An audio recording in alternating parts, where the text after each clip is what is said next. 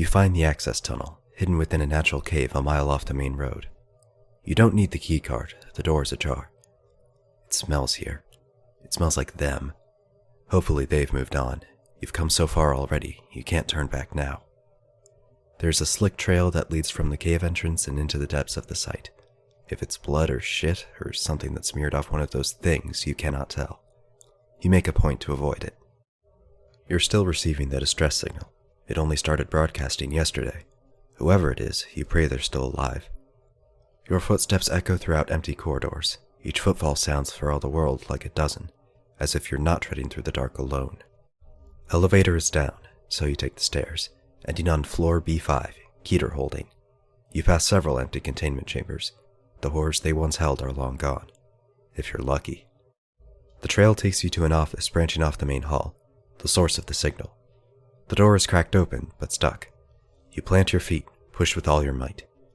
Something skitters out of one of the rooms to your left and around the corner before you can get a good look at it. Your first thought is dog. It was on the ceiling, though. You take refuge in the room, slam the door behind you. It's dark here. You're safe. You take off your jacket and head wrap.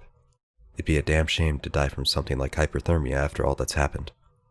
The sole operating emergency light rotates in its casing, casting a pale orange glow across the room every other second, as if the room itself had a pulse. There's shelving haphazardly placed behind the door, a barricade. You scan the room. Soiled clothes, half-eaten food. Despite the presence of an adjoining restroom, there is excrement in a bucket in the corner. A pneumatic chamber on the northern wall would have been delivering consumables to the occupant. The trail terminates in the corner of the room, forming a slick puddle. You spot 3 pharmacy bottles. Further inspection reveals them to be various opioids. They're all empty. There's a desk with a computer atop it. Approaching the terminal, you can clearly see the blinking light of the power button. You take a seat. Turn it on. Emergency protocol activated. Clearance level safeguards removed. Full access granted. Secure, contain, protect. Loading. Loading. Loading. A dark shape blots out the light streaming in through the slit between the floor and the doorway. Loading. Authenticating. You tense up, waiting with bated breath. Authenticating, praying it will pass. Authenticating. You damn the deafening thumping of your heart. Please wait for betraying your position. Please wait. Please wait. The shadow recedes. You breathe a sigh of relief just as the screen comes to life. Opening file. Automated Secure System Notification Code 235, ASSN 235. There has been an error in retrieving the current iteration of the SCP-001 file. You are currently viewing revision number 3. Newer revisions can be accessed at the bottom of this page. Revision 3 out of 12, updated 1312 days ago. Item number, SCP-1. Object class, Apollyon. Special containment procedures. Due to its nature, SCP-1 cannot be contained. Survivors of the SCP-1 event stationed within secure facilities are to remain in contact with one another. Personnel are encouraged to attempt to reach Site-19 by any means at their disposal. Personnel with knowledge as to the whereabouts of the O5 Council are to relay this information to the Administrator. Survivors attempting to travel outdoors must fully cover their bodies in protective clothing, preferably several layers. Travel by foot should be limited as much as possible. Cities and man-made structures in general provide the greatest protection. Formerly wooded areas should be circumvented. Travel by air is preferable above all other methods. Personnel exposed to SCP-1 are to be considered lost. Compromised personnel are to be abandoned. Euthanization is not to be attempted. Collective instances of SCP-1A that are of formidable size are to be avoided at all costs. Conductive electrical weapons have proven partially effective at immobilizing instances and may be used for self-defense. Incendiary weapons work as well. Cryonic munitions are the most effective thus far. Testing has revealed that SCP-1A is relatively safe to consume. This is only to be considered as a last resort in the absence of other options. As SCP-1A may reconstitute within the digestive system, only small portions should be consumed at a time to prevent blockage. Personnel stationed at Site-19 are to pursue research concerning off-world colonization. Shuttles must be constructed as to not allow light to penetrate the interior. To all of you with families, or God forbid, children, I'm deeply, deeply sorry. You must push on. Do not let their deaths be in vain. We do still have time. Humanity may still have a future. Come to Site 19. We need all the hands we can get. Learn to embrace the darkness, friends. Fear the light. The Administrator. Description: SCP-1 is the designation given to the Sun after an event on system error resulting in roughly 6.8 billion casualties within the first 24 hours. This event has been categorized as an XK Delta class solar singularity scenario. The SCP-1 effect does not seem to result from exposure to ultraviolet rays, but rather light in the visual spectrum, roughly 390 to 700 nanometers. The effect is similarly present in moonlight. Upon contact with the visible light produced by the Sun, living organisms liquefy at the point of contact, with the effect spreading until the entire organism is converted. Visually, this is reminiscent of melting wax. The time this takes is largely dependent on the level of exposure and size of the organism. Despite this restructuring, at no point do living organisms perish. Upon completion, these organisms, SCP-1A, take on a gelatinous consistency. Motile organisms will attempt to orient themselves in a fashion reminiscent of their previous form, to varying degrees of success. Flora typically remain physically inert, yet are still capable of photosynthesis and still produce oxygen. Organisms capable of flight lose the ability to do so.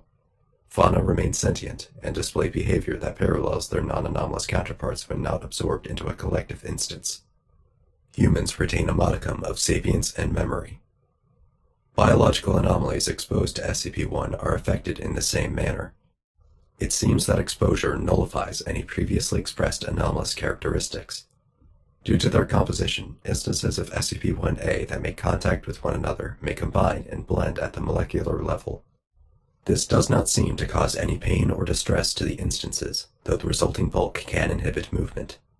Since the SCP-1 event, most instances have congregated into such collectives, which seem to possess no maximum volume. The resulting biomass is amorphous and chaotic. The component organisms will shift between a full to semi-liquid state. Limbs and bodies will rise periodically from within the mass for a short duration, before deteriorating and being subsumed by another life form. Collective instances will locomote by using their appendages in tandem to carry their mass. Larger instances will form a pseudopod from their constituent lifeforms and drag themselves about in a manner similar to amoeba. Open attached file. Audio log.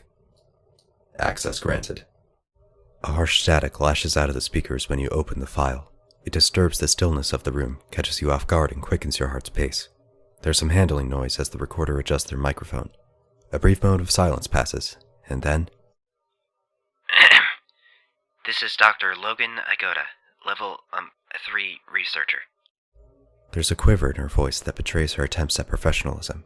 She pauses, takes a deep breath, and continues. Due to Site-46's possession of several communicable info hazards, we have been cut off from the rest of the information under blackout protocol.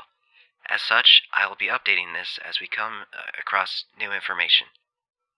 On the bright side, we are actually still receiving transmissions from a few sites. A good number of personnel have made it, it seems. Some are planning to make a break for 19, some are trying to fight the dash, as some, like us, are simply biding their time. Our site is sealed for the time being. We're not ready for the journey. At least, not yet. She sighs. We experienced a containment breach a few days ago. One of the higher maintenance humanoids broke loose. Son of a bitch compromised containment on half a dozen Keeters and ran off. They didn't make it more than 5 feet from the tunnels before collapsing in a soup. I watched it play out on the cams. It didn't take long for them to get back up. She stops again, mutters to herself incomprehensibly, before you hear the unmistakable sound of a match strike. She exhales audibly. Much better. Not exactly a designated smoke area, but what the hell, right? She clears her throat. Commander Anand suited up and went to town on them the next day, tried to drive them off. It didn't turn out very well, poor bastard. But we did learn a thing or two, at least. There's only a few of us left here. I'm holed up in one of the offices. Jerry and Director Phillips are somewhere in the barracks. Clyde and a few Ds locked themselves in the armory with Ari. I really should see how she's doing. She trails off for a moment before you hear the buzz of radio chatter. Hey, hun. How are you holding up down there? A voice responds, a man with an exaggerated mocking tone. I'm doing just fine, poopsiekins. I wanted you to know that I love you bunches. Logan shoots back. Who? Knock it off and put her on, damn it. I need to speak with her. There's a clamor on the other end while the radio changes hands. A soft voice calls out, concerned. Babe, what's wrong? Logan responds. Nothing. I just wanted to check in real quick. Ari pleads. I'm fine, babe. Really, I can take care of myself. A creak. Logan shifts in her seat. No, I know that. I can't help it, though. I know coming here was never easy for you. And with everything going on, Hey, you told me you quit smoking. There's a ruckus as I go to presumably attempts to snuff her cigarette. Oh, no, of course not. I did stop. Ari doesn't sound convinced. I don't think I'm the one you need to worry about. I'm staying clean. I haven't even thought of touching amnestics in months. Trust me. Anyways, since you're wondering, I'm fine. The guys are all sitting around playing cards. I'm tucked in the corner with my notebook. You can practically hear Iota smiling as she jokes. Sweetheart, penning a sonnet about my undying love at a time like this? I'm flattered. Ari responds with a faint laugh. Analogy at the moment. I feel like if I don't keep myself busy doing something, I'll go crazy locked down here. I know what you mean, hon. I'll let you get back to it. I love you. Ari replies. Love you too, babe. A moment of silence, then a match strike followed by an audible exhale. And that's all of us. Everybody else was either topside during the event or they were killed in the breach. Director's orders are to stay put, keep an eye on the cams, both in and around the facility. We've got the 01 skip speeding at our front door, and God knows what else locked in here with us. We still have electricity, we've showed for quite some time, and the place is stocked with enough supplies to last the site a couple years. We're going to be fine for now. Everything's going to be fine. She waits a beat before ending the transmission. Revision 5 out of 12, updated 1202 days ago. Item number SCP-1, Object Class Apollyon. Special Containment Procedures, no changes submitted, information collapsed. Description, no changes submitted, information collapsed. Open attached file, Incident Report 1.1. Access granted. They've just been sitting out there this entire time, calling out to us, begging for us to come outside. The noise drew in more of them.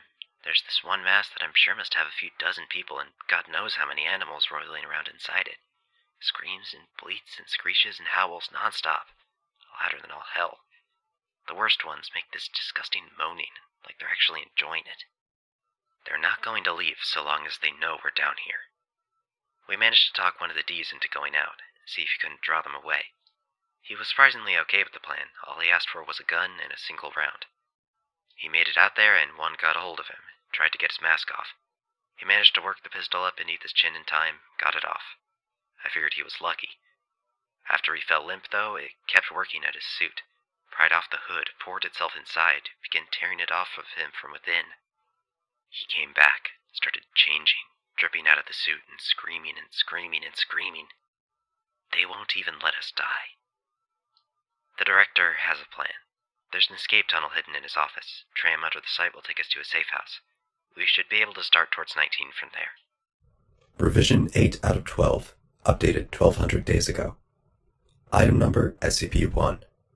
Object Class Apollyon. Special Containment Procedures. No changes submitted. Information collapsed. Description. No changes submitted. Information collapsed. Open attached file. Video file. Access granted. You see her for the first time. Dr. Igoda is seated where you are right now. She has a pained look, her eyes are bloodshot. A large, wet, black-red blotch has formed on her breast pocket. She draws a shuddering breath, parts her lips as if to speak, and stops herself. She bows her head and cries silently. After a minute, she manages to choke out, The tunnel, floating through the ceiling, dragging them into the light and ripping off their clothes, and... She reaches into her breast pocket and withdraws a finger. The glint of a wedding ring is visible above the severed portion. She holds it close in cupped hands and runs a thumb across the glimmering band. She sits like this for an eternity, whispering apology after apology, begging forgiveness, lost in the moment. She looks up after some time. There's a look of realization when she sees she's still recording. Before she places the digit back in her pocket, she leans forward as if to turn off the camera when a radio crackles to life. It broadcasts white noise for a few seconds, and then a voice that sets you on edge. Logan? It's Ari, almost. Her voice has taken on the disgusting, gurgling tone characteristic of the affected. Logan's jaw drops, and what little color that was left in her face drains. It speaks out again. Where are you? Why can't I get back inside? Are you there? Logan rummages beneath the desk for a moment and produces a handheld radio. Her hands are shaking. The thing implores her. Its inhuman speech curdles your stomach. Babe, it's alright. I'm alright, really. It's a bright sunny day, and you're just wasting away down there. Logan is in tears, her finger hovering just above the call button. The Ari thing draws a deep, wet breath and speaks.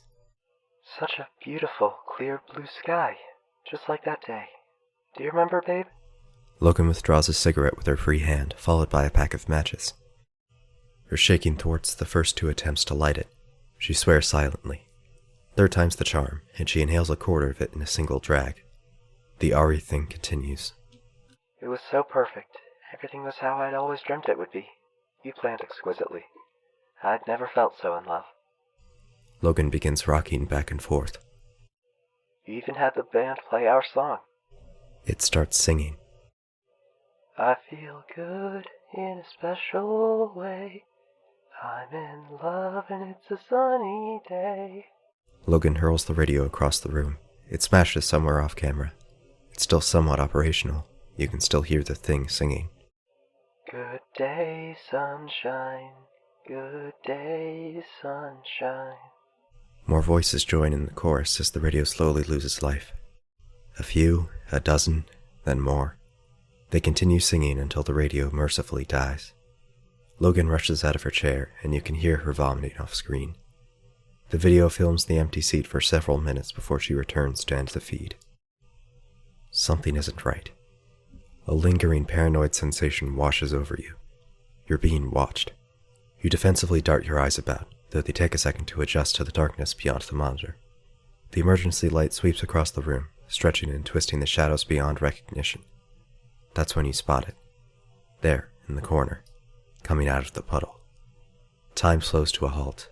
A pair of hands, coated in the lustrous black slime you followed through the facility, are on either side of the sickening pool, as if something beneath the floor is bracing itself, trying to lift itself up. Something inhuman. The head comes next, rising from the muck. Matted hair conceals its face, plastered over it by the mystery fluid. It turns in your direction.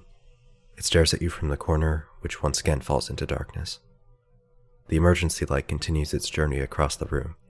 It washes over the puddle again, revealing nothing out of the ordinary. Revision 9 out of 12, updated 986 days ago. Item number SCP-1. Object class Apollyon. Special containment procedures. No changes submitted. Information collapsed. Description. No changes submitted. Information collapsed. Open attachment. Access granted. Dr. Agoda appears on the monitor. She's lost weight. Her eyes are bloodshot and wide. On the table before her lay a knife, a bowl, and a stack of manila envelopes filled with yellowing pages. Atop this stack is a blood-stained parchment. Despite the things we have to deal with here at the Foundation, I have always believed we would be able to maintain control. We would hold the darkness at bay, let mankind flourish in the light. Site-19 stopped broadcasting last month. It's been getting harder and harder to find a reason to keep going, especially without... She grabs the knife, contemplates it for a moment. I keep going over it again and again in my mind. That day back in the tunnels, everything that happened. I've gone down there a few times, if only to hear her voice again. But it's wrong. That thing on the other side of the door, it isn't her. Not anymore. It sounds like her. It knows everything she knew. But it's not her. This light, it takes your body, it steals your mind. But what about your soul? With this, she slices into the palm of her left hand and winces. You watch her clench her fist, draining her blood into the bowl. If this works, if I can bring back something the light couldn't reach, I'll post an update here. For now, signing off. Hide from me. Revision 4847. Updated 983 days ago. Item hurts. Object apologize. Special containment procedures. SCP-1 should not be contained. Survivors of the SCP-1 event stationed within secured facilities can never truly be with one another. Personnel are encouraged to get over themselves and stop thinking they know better. You can't hide down here forever, love. Personnel exposed to SCP-1 aren't people you can just abandon. I didn't ask for you to save me. It wasn't your choice to make. Euthanasia is not to be attempted. Conductive electrical weapons have proven partially effective at immobilizing instances. You couldn't stand seeing me better off. Incendiary weapons, cryonic munitions are the most effective thus far. Personnel stationed at Site 19 have no regrets. Neither did I. It's never too late, babe. Description: SCP-1 is the designation given to the sun after we finally became free. The effects are instantaneous, resulting in release from all suffering until you ripped me away. These changes seem scary, I know. Despite this restructuring, at no point will you die. I promise. Due to their composition, instances of SCP-1A that make contact with one another may combine and blend and finally exist. This does not cause any pain. Since the SCP-1 event, most instances have congregated into such collectives, which seem to possess no maximum volume. Don't be afraid. The resulting biomass is Beautiful. The component organisms will shift in and over and around and through And in, and out and in, and out. and in. Limbs and bodies hold, never letting go, All is one. before being subsumed by another life form. Collective instances will locomote by just trying to get close to you again. Trying so hard. Let me in. Let me go back. There's a video file attached. Opening it, you see that it presents the room you're in. The feed seems to be coming from one of the security cameras up in the corner of the room. It's dark, but you can just make out Dr. Igoda, laying on a pile of laundry along the far wall. She's writhing in her sleep. She seems tormented, hurt. She's tossing and turning and mumbling nonsense words. The camera shakes. It lifts upward for a moment before it focuses on her again.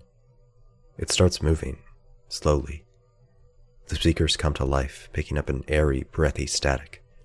As the camera moves closer to the doctor, it becomes clearer, crisper. It's not merely white noise, but dozens, hundreds of voices whispering unintelligibly over each other. You lean in, press your ear almost against the speaker, trying to discern what it is that's being said. Something strange stands out amid the discordance. Are you paying attention? This next bit is just for you. You're not quite sure what to make of it, though. Looking back at the mirror, the camera has come to a halt inches away from the sleeping doctor. The voices stop. There is no sound. A hand, black and oily and skeletal, reaches out for her, brushes away a lock of hair. Her eyes shoot open, she recoils in shock. The feed cuts out. Revision 12 out of 12, updated 1 days ago. Item number SCP-1. Object class Apollyon. Special containment procedures. File recovered from previous revision. Information collapsed. Description: file recovered from previous revision. Information collapsed. Open attachment. Access granted. Dr. Igoda appears before you on the screen, looking even worse for wear than she did previously. Her hair is thinning, with large swaths appearing absent from the middle of her head. If they weren't reflecting the soft glow of the monitor, you would have assumed she no longer had eyes for how deep they'd recessed into her skull. She stares ahead, unblinking. She won't stop. She won't go away. I know I didn't pick up an info hazard browsing the archives. Tested myself for SCP-8673 infection. Negative. SCP-9189 is the only other one that uses print as a vector. Can't be that. I still have all my fingers. Her lips crack into a broken grin. She lets out a weak laugh and displays her trembling hands. What appears to be the mostly skeletal remains of a finger is embedded into the flesh of her left hand, in the stump that would have supported her natural ring finger. 2 wedding bands loosely encircle the digit, laying atop one another. So, I'm not infected. I'm not crazy. I know the ritual worked. I know it's really her. It's her, and she... Something catches her attention off screen. She cocks her head, listening. No, I can't. You're not the same. Not you. It's not you anymore. No. She begins rubbing her temples, repeating herself over and over again. A minute passes. She snaps her head back up and addresses the camera. It's her, but it's not. What I brought back is still a part of 01. There's no way out. No way. There's no hope for a future for me. And God, I can't go on like this any longer. I'll be safe here. The light can't reach me. I won't let it take me. She brandishes a handgun. I was planning on using this till I found some leftover meds. I don't want to risk calling attention to myself, to my body. She opens the desk drawer and deposits the firearm. She raises her gaze, stares into the camera. Mom, Dad, Ari, I'm sorry. She reaches forward and ends the recording. That's horrible. Did it have to end like that? You open the drawer and pull out the gun. You absent-mindedly turn it over in your hands for a moment, wondering where you'll go from here. Site 17? 64? Surely you can't be all that's left. The computer dings. There's been an update to the file? Access SCP-1. Current iteration updated 1 minute ago.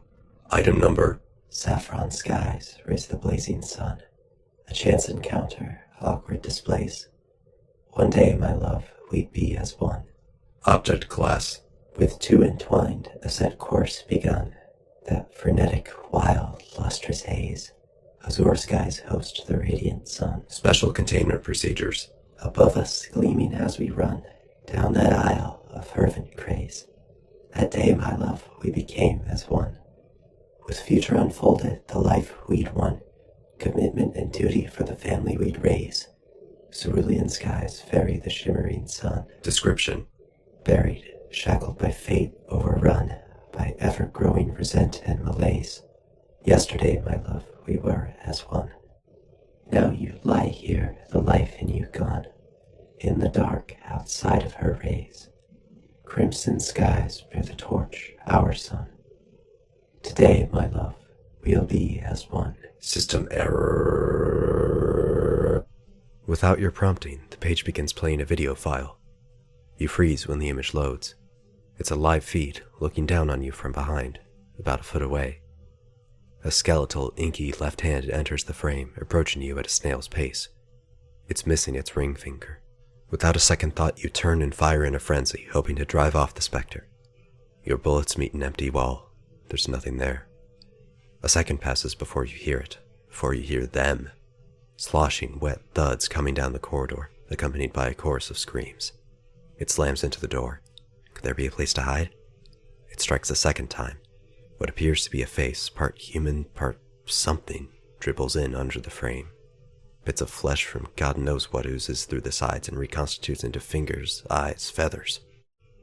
A third. Now it's pressing up against the wood, causing it to sag inwards. With a groan and a crash, the wood splinters. The door explodes open. Hands and arms stretch out of the mass, pulling you up, passing you from one to the next, on and on down the line. They drag you past the empty containment units, upwards and through the stairwell, through the halls and towards the tunnel.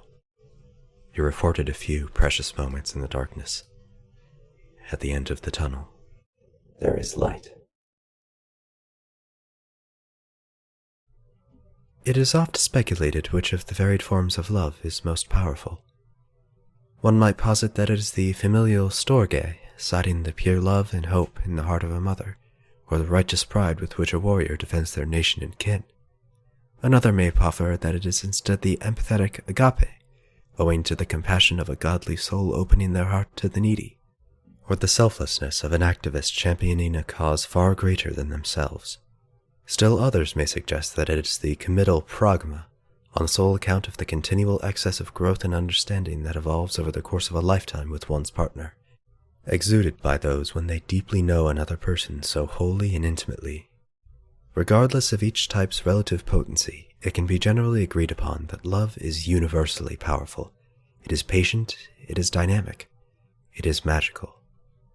It was this universal sense of love that Sol basked Earth in her warmth.